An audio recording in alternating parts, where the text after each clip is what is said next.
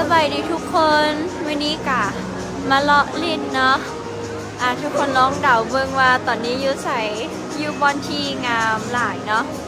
with a beautiful sister say hi everybody โอเคสบายดีทุกคนวันนี้ได้มาเลาะเบิ่งตลาดกลางคืนเนาะ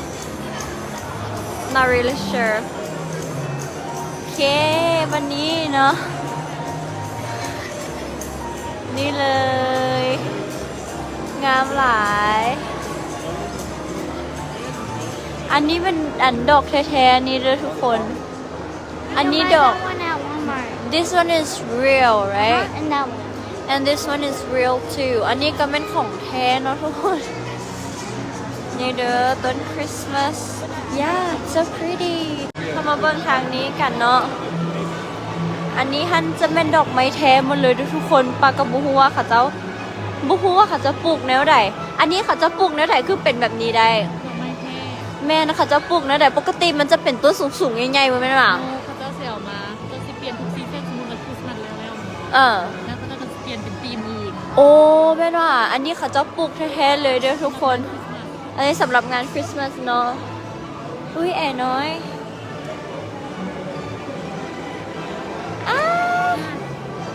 Yeah, he's so cute. Okay. Sorry ทุกคนมันค่อนข้างที่จะแบบ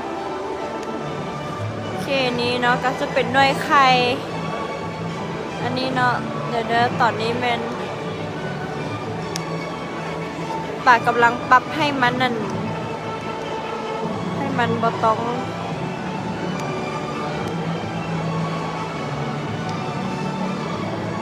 คนเบลลาจิโอ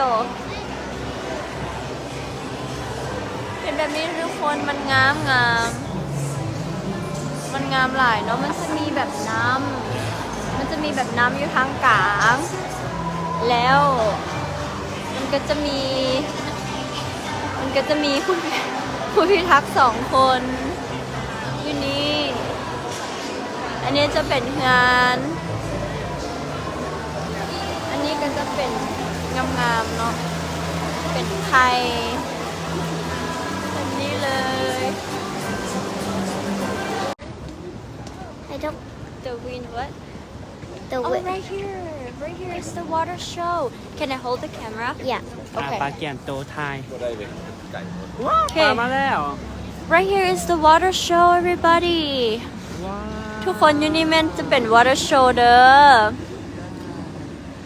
งามหลาย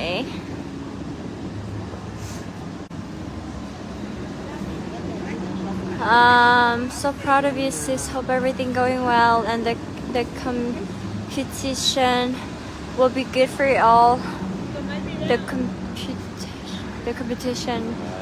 will cheering you for the winner sis. Thank you so much Sumo. Rosia Katatsala, Rosia Live.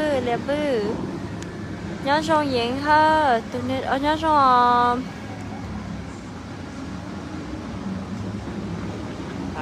của tứ nóจะชอบหมอ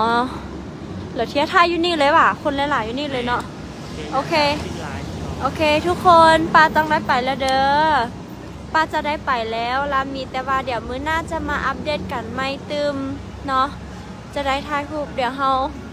พบกันตึมเด้อก็จะงามบ๊ายบายทุกคนบ๊ายบายแล้วเราพบกันใหม่